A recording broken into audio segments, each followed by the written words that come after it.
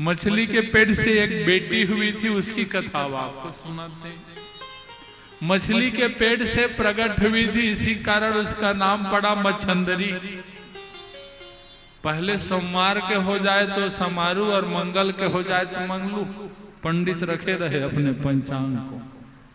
चैत के हो गया तो चैत राम, और बैसाख को हो गया तो बैसाखो, जेठ को हो गया जेठू।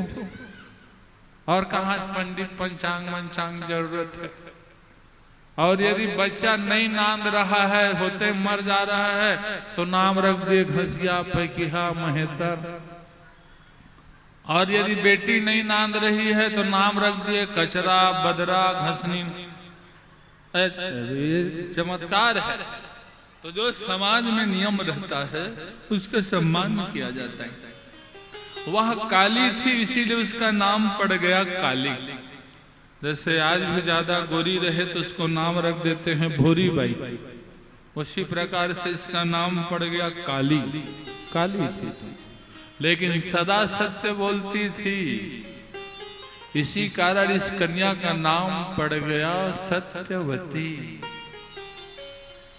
ज्यादा पैसे वाले घर के बच्चे पुजारी नहीं होते, जो ज्यादा गरीब घर के बच्चे होते हैं वही पुजारी होते हैं।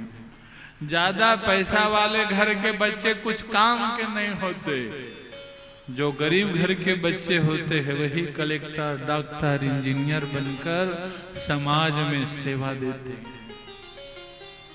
तो जो परिस्थिति बच्चों की बिगड़ती है और उसे निखारने के लिए है, तो बच्चों को ज्यादा उनके इच्छाओं को पूरी मत करो, नहीं तो बिगड़ जाएंगे बच्चे। दासराज नाम का निषाद अब मछली पकड़ना छोड़ दिया। मछली के पेट से बेटा और बेटी होता है तो मैं कैसे पालूंगा। और उस दिन से कान पकड़ के ये काम को छोड़ करके नाव चलाने काम कर दिया। लोगों को यमुना से पार पहुंचाता था। 12 साल की हो गई सत्यवती। उसी समय एक तीर्थ यात्रायाम जन पराशरो आज गम्मा तेजा कालिंदा निषाद महाधर्मत्मा कुर्वन्तं भोजनं तदा प्रापयस्सा परम्परं कालिंदावदते नमः दासाश्रित्वा मुने वाक्यं कुर्वाणो भोजनं तते ओवातामसुतं बालं मत्स्य गन्धं मनोरमम्। 12 साल की कन्या को भी नाव चलाना सिखा दिया दासराज निषाद राज ने। और बाप जो काम करते हैं बच्चे देख देख कर सीख जाते हैं, अलग से ट्रेनिंग लेने की जरूरत नहीं पड़ता है। उसी समय पराशर मुनि परम विद्वान शक्ति मुनि के पुत्र गुरु वशिष्ठ के नाती ब्रह्मा जी के प्रपौत्र, और जब ये पराशर मुनि यमुना से पार जाने के लिए यमुना के तट पर पहुंचे तो दासराज निषाद से पराशर मुनि ने कहा, रे निषाद राज हमें यमुना से पार पहुंचा दो, हमें यमुना से उस पार जाना है। दासराज ने कहा, महाराज दोपहरी समय है, पहले भोजन कर लेता हूँ, उसके बाद आपको पार पहुंचा दूंगा। पराशर मुनि ने कहा, मुझे जाने में जल्दी है, हड़बड़ी है, तो मुझे जल्दी पहुंचा दें। तो निषाद राज ने विचार किया, एक पहुंचे हुए ब्राह्मण देवता हैं, यदि इसकी आज्ञा ना मानूं शायद ये नाराज हो सकते हैं, और दूसरा ऐसे ब्राह्मण संत का सम्मान ना करूंगा तो पता नहीं मेरे जीवन में कौन से संकट आ जाएगा। ऐसे विचार करके पराशर मुनि को पार कराने के लिए दासराज ने अपने 12 साल की बेटी को कह दिया, बेटी तो इस ब्राह्मण देवता को यमुना से पार पहुंचा दे। तो सत्यवती छोटी सी नाव लेकर आई, उस नाव पर पराशर मुनि को बैठाकर यमुना पार कराने जा रहे थे। बीच धार पर नाव पहुंचा, तभी पराशर मुनि का ध्यान बिगड़ा और इस कन्या को देखकर काम पर आसक्त होकर उसकी बाएं हाथ को काम आसक्त पकड़ लिया। कन्या डर से कांप गई, भाव से जान गई कि ये बाबा हम पर आसक्त हो गए। कन्या ने कहा, बाबा आप तो धर्म के जानकार हैं, आप तो उच्च कुल में जन्म लिए और हम तो छोटी जाति के मल्लाह हैं, आप हम पर कैसे आसक्त हो गए। पराशर ने कहा कि सुंदरी आज तक मेरा मन कहीं विचलित हुआ नहीं, पता नहीं मेरी मैया की कुछ इच्छा होगी, इसी कारण आज विचलित हुआ है।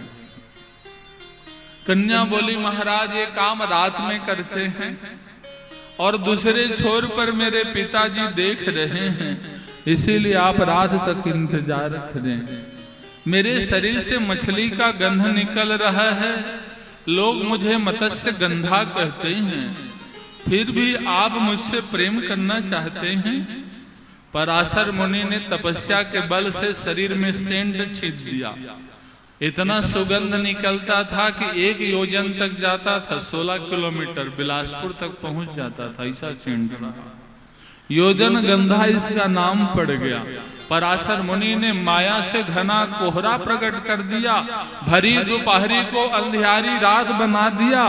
कन्या बोली, महाराज आप भोग कर चले जाएंगे, मैं किसी को मुंह नहीं दिखा पाऊंगी।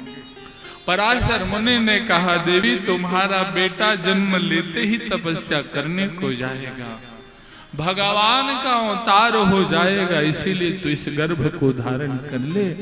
पराशर मुनि भोग करके चले गए।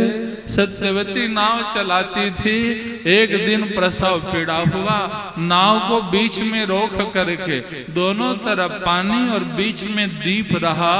उसी जगह पर समाज में सुधार करने वाले 18 पुराण के रचना करने वाले व्यास नारायण को जन्म दिया। बोलिए व्यास नारायण भगवान के। इनका नाम पड़ा कृष्ण द्वैपायन। कृष्ण माने काला रंग था और द्वैपायन इनका नाम पड़ा। दूसरा अर्थ है यमुना की धारा काली थी इसलिए इनका नाम कृष्ण पड़ा, और दूसरे द्वीप पर जन्म लिए इसलिए इनका नाम द्वैपायन पड़ा। इन्होंने वेद का विभाजन किया इसीलिए वेद व्यास नाम पड़ा। नारायण के अवतार हैं इसलिए इनका नाम व्यास नारायण पड़ा। जन्म लेते ही मैया को प्रणाम किया और बोले, मैया मैं तो चला जगदम्बा की भजन कीर्तन करने को। मैया बोले, लल्ला तुमको देखना चाहो तो कहाँ मिलेगा रे। व्यास नारायण ने कहा, नयन मूंद कर याद कर लेना, मैं तत्काल आ जाऊंगा। व्यास नारायण बद्रिकावन को चले गए और वही तपस्या करने में लीन हो गए।